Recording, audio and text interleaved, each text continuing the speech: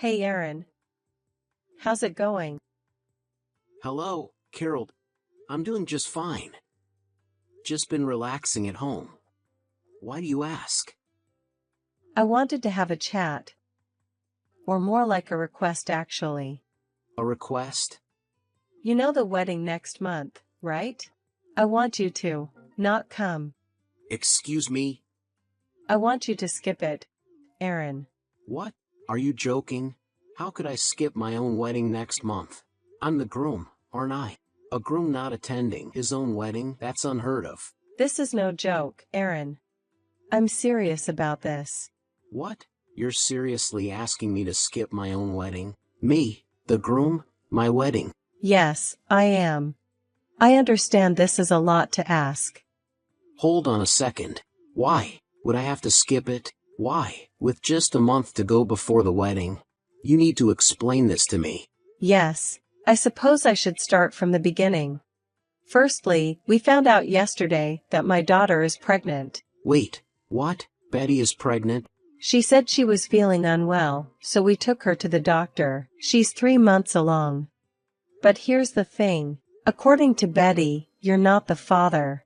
Excuse me? The father is a boy named Mark. A family friend we've known for years. Betty's childhood friend, to be exact. She's pregnant with his child. What are you saying? Did Betty cheat on me with this guy? That's a harsh way to put it. They were dating back in middle school.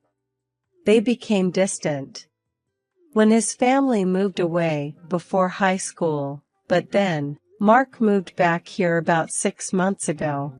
It seems they rekindled their old relationship. What do you mean they rekindled their relationship? She's engaged to me. Calm down, Aaron. Here's the thing. After all that, she ended up getting pregnant. Betty wants to have a wedding with Mark.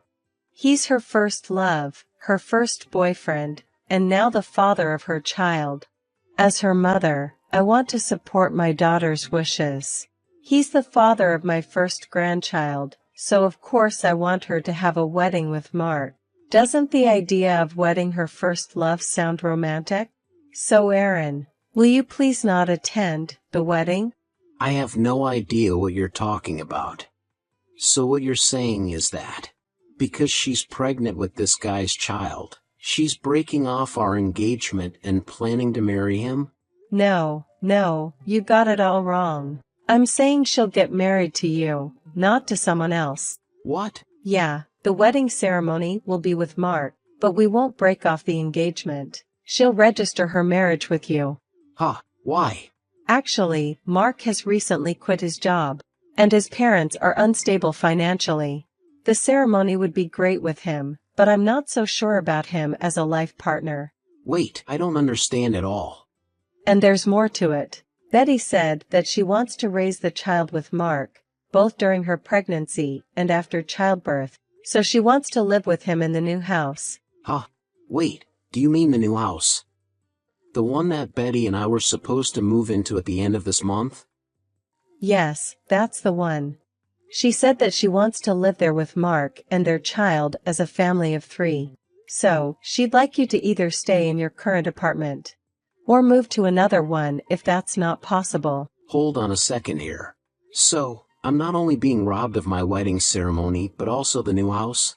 I'm the one who's paying for both the wedding and the new house, you know. I even took out a loan for it. Don't be so petty about money. Since you're working for a good company and making good money, think of it as a gift for my daughter. Huh, a gift? For the wedding and the baby shower. Anyway, that's the situation. For the sake of my daughter, the baby in her belly, and their father, please give up the wedding and the new house. I'll let you register the marriage. Wait, hold on a second. Do you realize what you're saying? I do. There's nothing complicated about it, right? Of course, you'll be her husband in the eyes of the law, so naturally, you'll pay for my daughter's living expenses. And you'll take care of all the child support for the baby she'll give birth to. You're becoming a son-in-law to our family. So as a husband, support your wife and my grandchild. Are you serious about what you're saying? Are you okay? I'm actually worried now. Are you seriously serious? Am I saying something strange?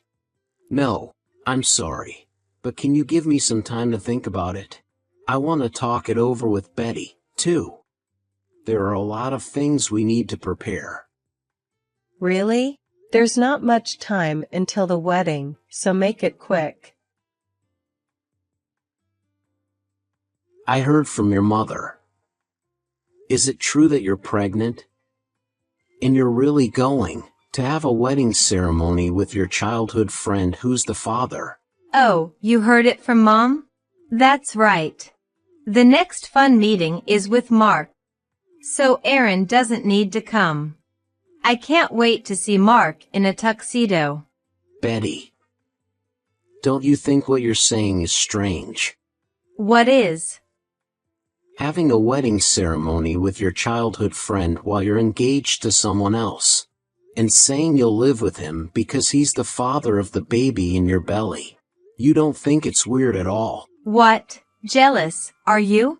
Aaron, did you want to have a wedding ceremony with me? Should we have another one when our child is born? No, it's not about jealousy or anything like that. It's strange to be engaged to someone and then be with another man. That's the point. Aaron, you were that attached to the idea of a wedding ceremony? I always thought men didn't care as much since the bride is the star of the show. But honestly, Mark is more handsome. So he'd look better as the groom in our Instagram pictures, don't you think? That's why I want Mark as the groom. That's not the point. It's strange to be engaged to someone, then get involved with another man, get pregnant, and have him steal both the wedding and the new house. That's what I'm saying. The pregnancy was a bit of a surprise. But what can I do? What's done is done. Besides, we're not officially married yet, so isn't it my right to date whoever I want? Does it concern you, Aaron? Huh? Once we're married, you will be my husband, so it's all good. About the new house, living with Mark. It's for the baby that's about to be born. It's better for the baby to be with its real dad, don't you think? You just needs to support us as a second father. What's wrong with that? What's wrong? You really? Oh, speaking of getting married, my dad said he wants you to help more with our family business. What? Aaron, you're already helping out with our family business on your days off and after work, right? Once we're married, you'll be part of the family. So my dad said he can trust you with more responsibilities. He's thinking about expanding the business, so do your best. Wait, what is that? What do you mean, trusted with? I've been helping out with the family business out of kindness as your fiancé. Cutting into my days off. It's not a paid job. I'm practically working full-time already, and all of it is unpaid. If I get any more tasks, it's going to interfere with my actual job. But it seems that they are short on hands again and having a hard time. Isn't it normal for families to help each other out? Expansion is impossible. I've been improving efficiency by creating manuals and using macros. But the current staff number is barely enough. If they're going to leave more work to me, they'll have to pay me properly, or it's not worth it. You want to get paid even though we're family? I didn't know you were so greedy. That's disappointing. What are you talking about? Then, Betty should help out. I can't keep helping out for free. I can't, you know. I don't know anything about my dad's work. And I'm pregnant now? You are a man, so it's normal for him to work hard. I'll do my best with housework and raising the child. So don't be so narrow-minded and do your best, okay? For me, the baby, and Mark. Narrow-minded. Ah, fine. This conversation is going nowhere. Just do what you want. I don't care. I'll do what I want too. Really? Well, if you're okay with it, then good. Oh, I'll introduce you to Mark next time. No, it's fine.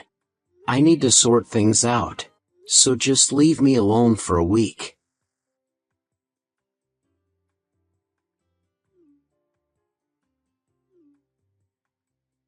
Aaron, hey. Pick up the phone. What's the deal? Hello, Carol. Is something wrong? Don't give me that "is something wrong." I'm calling because Betty said she couldn't get in touch with you. Oh, Betty. I blocked her for now. Because she speaks English, but we're not communicating well. What on earth are you doing at a time like this? Today, when Betty and Mark went to the venue to discuss details, they were told the wedding had been canceled. They were told that the cancellation fee had been paid and the procedure had been completed. What does that mean? What's going on? Oh, that. I canceled it. What? You canceled it? Why would you do such a thing? Because I'm not going. Is there a problem? A problem? Well, it's not my wedding. It's Betty's and some guy's, right? I don't feel obligated to pay for someone else's wedding. It's my money, so there's no problem, right? Don't talk like my wedding and my money are all yours. It was also Betty's wedding. But I paid the entire cost of the ceremony up front, didn't I? The agreement was to calculate the gift money and return half after the ceremony. So at this point, it was entirely my money, wasn't it? Well, that's true, but canceling without any discussion. Betty was looking forward to it so much. This is awful. I was also looking forward to it. Until I was told not to attend. Anyway, I won't let someone else's wedding be held with my money. If they want to have a wedding, Betty and the other guy can pool their money and start planning from scratch. It's such a waste after all the preparation. What have you done? By the way, is the only issue the wedding? Anything else? What? What else? There must be more, right? Like selling the new house. What? You sold the new house? Yes, I was lucky to sell it, along with the mortgage. I have a friend who works in real estate. Since it's new and in a good location, a buyer was found immediately. Why? Why? That's the house for Betty and our grandchild. Because I'm not living there. The property is also in my name, so I sold it. I don't need a house I'm not living in. Don't do whatever you want. What are you thinking? Oh, speaking of doing whatever I want, I'll quit helping out at my father-in-law's company. I'll finish today. And I deleted everything I created. What? The manuals, everything I created for efficiency, both the paper documents and the data have been deleted. From tomorrow, please work hard in the state before I joined. What? Why would you do such a thing? Even if you ask me why. I'm an outsider who took the liberty of creating this. So isn't it my right to delete or discard it? This is trouble. I can't even do my regular work. Even discussions about expanding our market reach can't be done in this state, you know. Oh boy. Rather, it's quite strange that the regular work is being disrupted. Because the thing I created as a mere fiancé of your daughter is missing. It's absolutely ridiculous to have someone in my position, doing work of this level without pay. Please, bring it back immediately. Everyone will be in trouble if they can't work. I don't like it, but who exactly is everyone? The employees? I don't think anyone will be troubled. They are planning to quit tomorrow. Huh? Quit? To tell you the truth, your company's work environment is abnormal.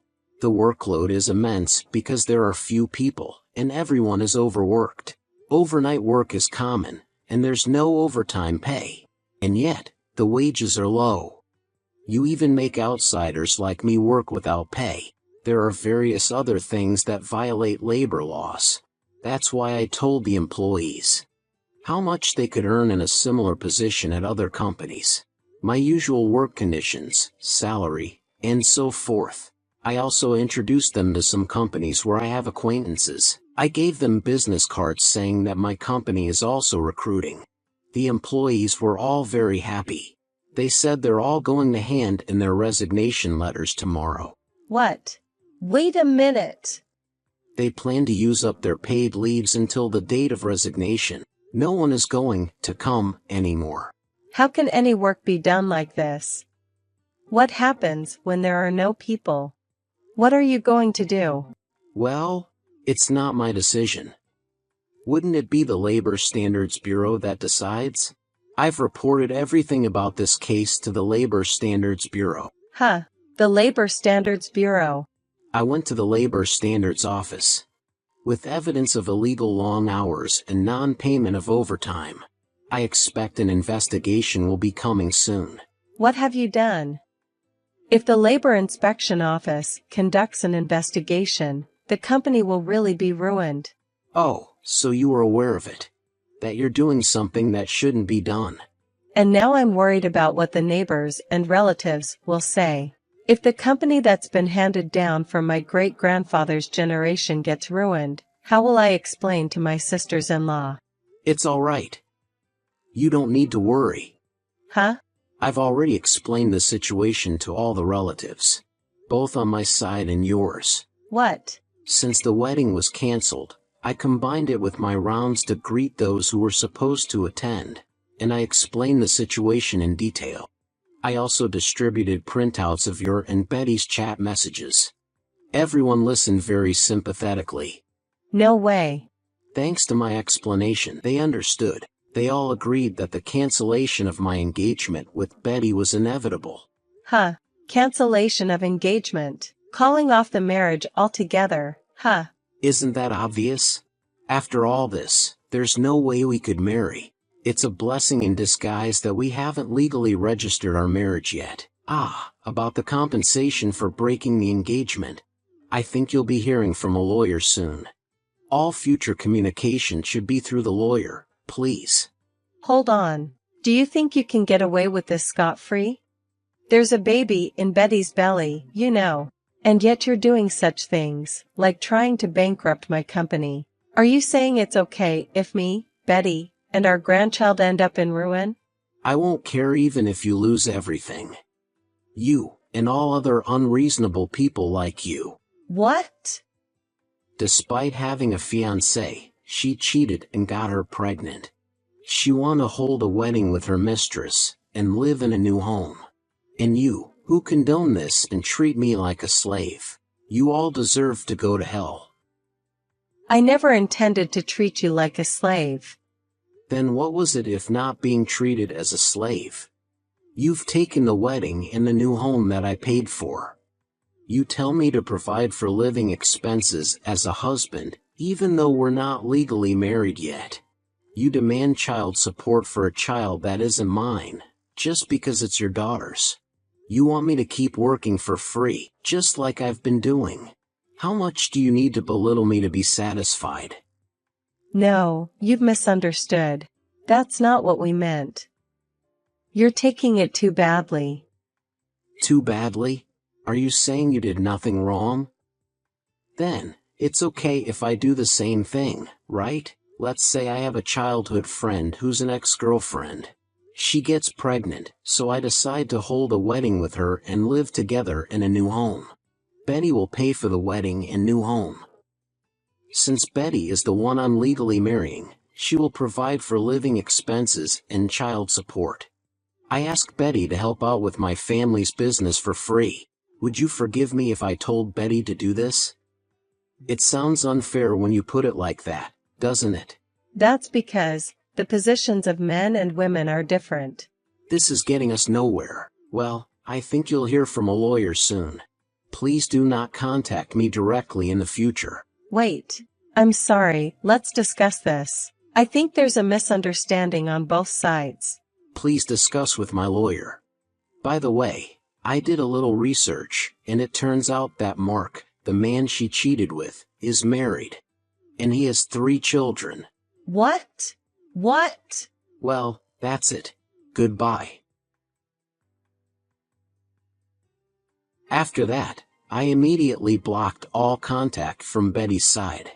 I had the lawyer, who was introduced to me by my boss, act as my barrier. A few days later, at the scheduled meeting, Betty and her mother made excuses like I was just depending on you because you were going to be my husband. And her father poured fuel on the fire by saying I reported you to the labor board too, so we're even. Mark just kept bowing to his wife, whom I had called, making my parents extremely angry. The lawyer took them to task, and in the end, I claimed $7,000 in damages from Betty, including the cancellation fee for the wedding.